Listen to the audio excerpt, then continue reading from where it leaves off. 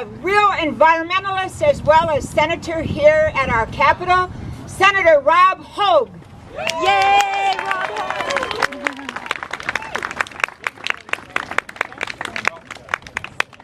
I am Rob Hogg, State Senator from Cedar Rapids. Thank you. I am Rob Hogg. I'm a State Senator from Cedar Rapids. I want to thank you all for being out here to speak up today. I will tell you on the Bakken oil pipeline, this is something that, if you understand climate change at all, makes no sense. We already have too many greenhouse gases in the atmosphere. They're already having a devastating impact around the country and across the country and around the world. And to invest more money for more fossil fuels just generally doesn't make sense. This pipeline is an unprecedented pipeline in Iowa's history. We only have 2 existing crude oil pipelines in our state, one of which is defunct because it is corroded and no longer operates. The other is 16 miles long in southeast Iowa, a corner of the state. So it would be unprecedented to have a 300-plus mile pipeline cross our state. And those 2 pipelines that already exist, neither one of them is remotely close to the capacity that's being proposed with the Bakken pipeline. The Bakken pipeline could move 570,000 barrels of oil a day. That's a lot of oil. And what I want you to think about, and it carries with it all the risks, obviously, to the landowners and the people who would have their property taken so the pipeline could be built, all the risks to Iowa's land and our water. It hasn't been too long ago that the pipeline spilled in the Kalamazoo River, causing over $1 billion in damage, or the Mayflower, Arkansas spill, or the Yellowstone River spill. And just 2 weeks ago I learned about a farmer in North Dakota who's suffering from an oil spill that on his property alone is requiring a cleanup that has already cost $15 million on a single farm. It's not a matter of if oil spills are going to happen. They do happen, and they're devastating when they happen. But I want to share just a little bit about what the climate impacts of this single pipeline would be.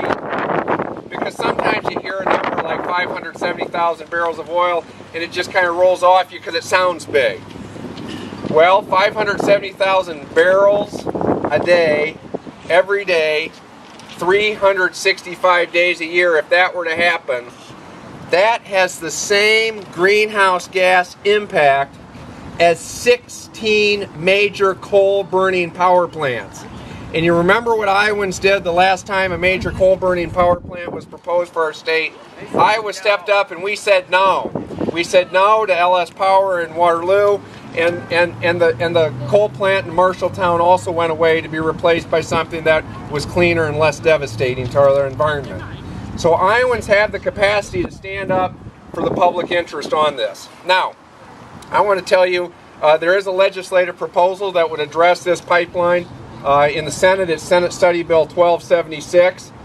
And we are working very hard to come up with something that will pass the legislature and will add protections for the public interest in this state and add protections for the landowners in this state.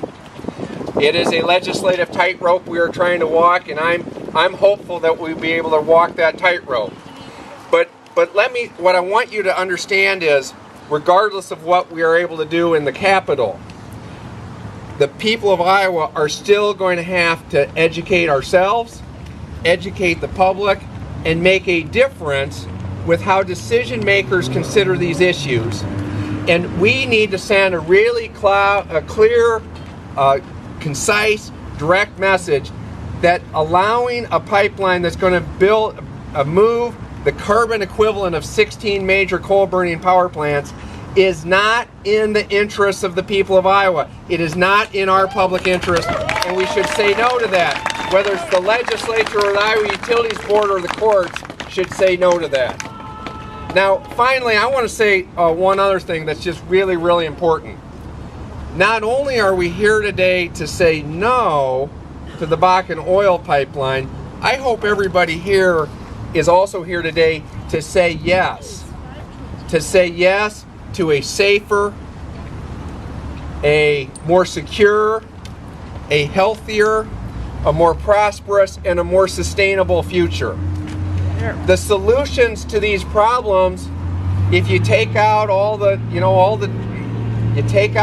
problems that we have out there, when you look at the solutions, solar energy, wind power, walkable and bikeable cities, fuel efficient cars, or the next generation of electric vehicles. When you look at the solutions, they all work.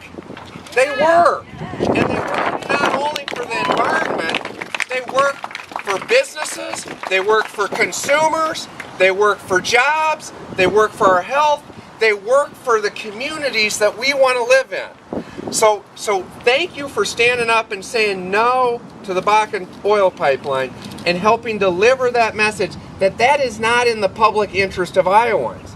But keep up the momentum, keep learning more, getting more involved, more organized, doing more, speaking up more, because we can build a better future working together, a future that will be safe, healthy, prosperous, and sustainable for every Iowan. So thank you for being here. Keep up the great work that you're doing.